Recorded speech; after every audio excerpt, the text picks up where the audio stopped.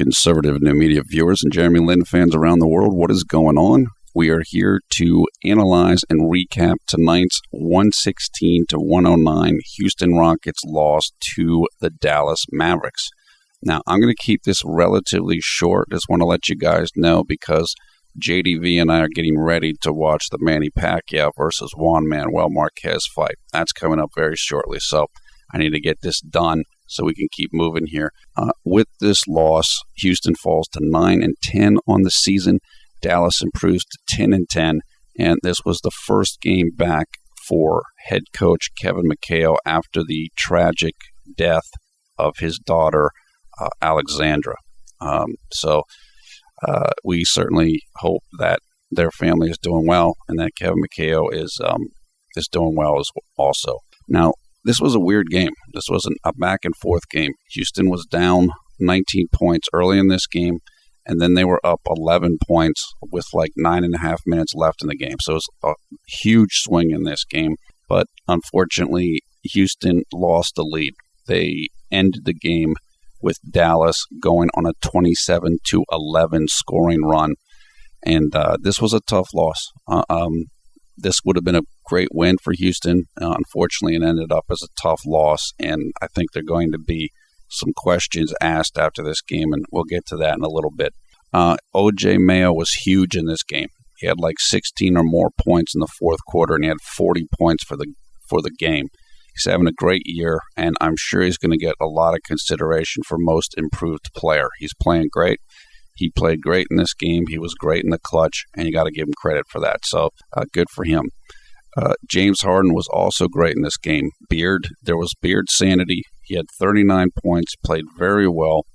There was a little scare where he kind of tweaked his leg. I think it was his right hamstring, but he was okay, and he kept playing. So that's the upshot of the overall what happened in this game. It's an unfortunate loss, but it happens. Houston's a young team. Sometimes you're going to get some of this. Now, let's talk about Jeremy Lin. I thought Jeremy played pretty well in this game. I don't think he played as well in this game as he played yesterday, but he did shoot better in this game. He finished with 7 points, 2 rebounds, 3 assists, was 2 of 3 from three-pointers, and had only 1 turnover. So very good 3-to-1 assist-to-turnover ratio. He didn't look as explosive in this game as he did yesterday. Maybe it's because of the back-to-back. Houston did play yesterday against the Spurs, and that's okay. His curve, like a learning curve, his recovery curve, and his curve of getting used to the Houston system isn't going to be a straight line. It's going to be up and down and jaggedy, but it's going to continue to move forward. So I'm not going to say tonight was a step back. It wasn't as good as yesterday. Now, here's where the controversy is going to come in with this. Jeremy only played 18 minutes tonight, whereas Tony Douglas played 35 minutes. I know a lot of people are going to be unhappy about that. They're going to particularly be unhappy about that because how the game ended. If Houston would have won this game, it would have been all good. It's like the Laker game. Okay, Tony Douglas came in, he played great, and they won, no problem. But when you lose, then there's a problem. So I'm going to tell you 2 reasons why I think this happened. The first reason is I think it was Kevin McHale. Now, again, I said this is his first game back. Now, I know that Kevin McHale's been watching the games. It's been reported that he's been watching the games even while he's been on a leave of absence with his family. But all he knows is what he knew before he left, even though he's watching the games. And so I think that he can't see how Jeremy's improving. He can't see how Jeremy's leg is getting better, etc. So I think there's a little bit of Jeremy's still going to have to prove himself a little bit more to Kevin McHale. That's too bad, but it happens. It's not a big deal. Don't get worried about it. Jeremy Lin's going to continue to start. I'm pretty sure of that. So don't worry about that. That's not a big deal. So I just think this was a Kevin McHale decision. I mean, obviously it was, but I think that if Kelvin Sampson were still coaching as interim coach, I think Jeremy would have played more minutes tonight. That's probably the best way I can say it. The second reason, and this is something we've talked about, like we talked about in the Laker game, and Tony Douglas has a little bit more flow to his game right now. That's because Jeremy he's getting used to this system. He's getting back from the knee. And honestly, Jeremy's bigger than Tony Douglas. Jeremy is taller and he's bigger. Jeremy's 200 pounds. Tony Douglas probably, 180, 185 pounds. And so Tony is a little bit more quick. He has a little bit more, he can get into little spots that maybe Jeremy cannot get into. And so it's kind of it's like a style thing. And I understand what Houston's trying to do. Tony has he has a bit more flow to his game right now. I think he's a better ball handler than Jeremy is right now. And he's more comfortable taking 3-point shots right now. So what Houston's trying to do is they're trying to get good spacing on offense. Tony can, if you put Tony and you spot him up, well, he can hit some of those 3-point shots. Now, Jeremy hit some of those shots tonight too, which is good, but he wasn't hitting them before. So there's a way to defend this move. It doesn't look good. I know that people that are Lin fans are going to be disappointed, but don't worry, it's not going to stay this way. This is something that's happening right now, but it's not going to continue this way. It might continue for a while right now this season as Jeremy's getting his knee healthy, getting used to the system, just kind of, just coming, relaxing a little bit from all the pressure and all the hype, but it won't continue. It's, as I said, as Jeremy continues to improve his ball handling, as he reworks his jump shot, then there'll be no reason for him to not be in there.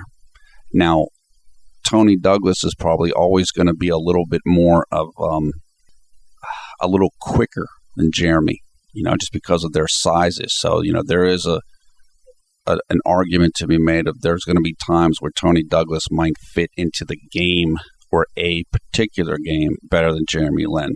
But overall, Jeremy's going to be able to be in situations and playing games like this. And look, he could have played tonight, but I understand why they played Tony Douglas. I understand why Coach Kevin McHale thought it might be a good idea. So the most important thing you worry about in a situation like this is just you want to make sure that Jeremy keeps his confidence. And I'm sure he will. He's already over the hump, so to speak. He got past the Knicks game. He got past the Laker game where he was benched. He's starting to relax more. So this isn't going to trip him up. I can assure you that the Asian media that follows the team because of Lin is going to be asking Kevin McHale, why didn't you play Jeremy? So, it's going to come up. And Jeremy's going to get asked about it, and Kevin McHale is going to get asked about it. And they're going to have to answer it. Jeremy's not going to have any trouble answering it. Jeremy handles questions well and deflects stuff.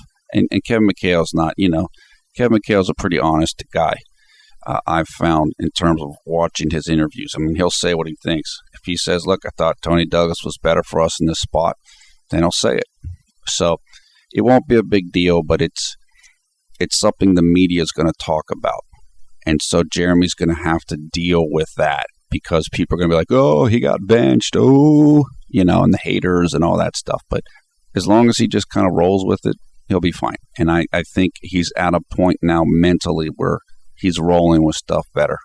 Things aren't getting to him as much. He's not getting as uptight or whatever. So he'll be fine. Now, the play of the game for Jeremy Lin was in the third quarter where he had that. I think he might have gotten the rebound, or maybe he got a quick outlet pass from someone else's rebound, and he threw it ahead to Tony Douglas for a layup and one, where Douglas got fouled. That was a great play. That was an excellent play. Actually, it was off of a jump ball. I'm just looking at my notes right now. That was a jump ball in Houston's end of the court. Jeremy got the tip, controlled it, I believe, and passed it right ahead to Tony Douglas. Great pass. You immediately saw Douglas, with his hand up, pointing to Lin, yeah, that was a great pass. That was a great pass. So, and looking at the stats, looking at the stats, comparing what Tony did compared to what Jeremy did, they're pretty similar. Tony played twice as many minutes, so he's going to have a little bit more scoring and this type of thing, but their efficiency numbers, which again, that's all the positive stats subtracted by all the negative stats, they're pretty similar. Honestly, Jeremy was more efficient. He just didn't play as much, so Tony's number is a little higher, but rated over the full game, like, per 48 minutes, Jeremy's number would be higher. But look, the truth is this, and this is important. This is important for Jeremy's fans to understand. People that might be feeling defensive or insecure, and Jeremy's going to get benched, and they're going to not be fair to him.